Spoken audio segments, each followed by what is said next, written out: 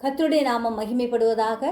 இந்த புதிய நாளுக்காக கர்த்தரை நன்றியோடு ஸ்தோத்திரிக்கிறேன். இந்த புதிய நாளின் தியானத்துக்காக எடுத்துக்கொண்ட வசனம் 1 பேதுருவின் புஸ்தகம் 3வது அதிகாரம் 9வது வசனம். தீமைக்கு தீமையையும் உதாசனத்துக்கு உதாசனத்தையும் சரி கட்டாமல் அதற்கு பதிலாக நீங்கள் ஆசீர்வாதத்தை சுதந்தரித்து கொள்ளும்படி அழைக்கப்பட்டிருக்கிறவர்கள் என்று அறிந்து ஆசீர்வதியுங்கள். ஆம், தீமைக்கு தீமை செய்வது உலகின் மாம்ச சுபாவம், தீமைக்கு நன்மை செய்வது தெய்வீக சுபாவம். நாம் தீமைக்கு தீமை செய்யாதபடிக்கு ஆண்டவரை பிரியப்படுத்தி வாழும்படியான அந்த தெய்வீக சுபாவத்தை ஆண்டவரிடத்தில் கேட்டு பெற்றுக்கொள்வோம்.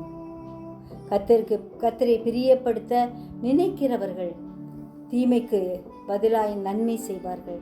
எனவே தேவனுடைய பிள்ளைகளாய் இருந்து மேலானவைகளையே சிந்திப்போம். நம்மை சபிப்பவர்களை ஆசீர்வதிப்போம். முடிந்தவரை நன்மை செய்வோம். அனைவரையும் மதிப்போம். நமக்கு விரோதமாய் பேசுகிறவர்களை ஆசீர்வதிப்போம். ஜெபிப்போமா?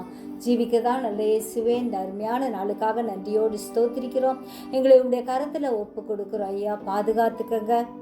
தீமைக்கு தீமை செய்யாதபடிக்கு எப்பொழுதும் நன்மையே செய்ய, மற்றவர்களை ஆசீர்வதிக்க எங்களுக்கு கிருபை தரும்படியாய் ஜெபிக்கிறோம். உடைய திவ்ய சுபாவங்களை தரித்து கொண்டவர்களாய் இயேசுவுக்காய் எழும்பி பிரகாசிக்க, உமக்காய் எழும்பி சேவை செய்ய எங்களை தகுதிப்படுத்துங்க. சிறியோர் முதல் பெரியோர் வரை ஒவ்வொருவரையும் பாதுகாத்துக்கங்க. தூரத்திலும் சமீபத்திலும் இருக்கும் உடைய பிள்ளைகளை கர்த்ததாமே பாதுகாக்கும்படியாய் கெஞ்சுகிறோம். சுகவினர் பலவினரை சுகப்படுத்துங்க. ஒவ்வொருவருக்கு வேண்டிய ஆரோக்கியத்தையும் கட்டளையிடுங்க ஐயா. நீர் கிளையாத்தின் பிசின் தைலமாய் இருக்கிறபடியால் நன்றி. நீரே பாதுகாத்து கொள்ளும், வழி நடத்தும், பலத்தால் இடைகட்டும். இயேசுவின் மூலம் ஜெபங்கேளும் பிதாவே.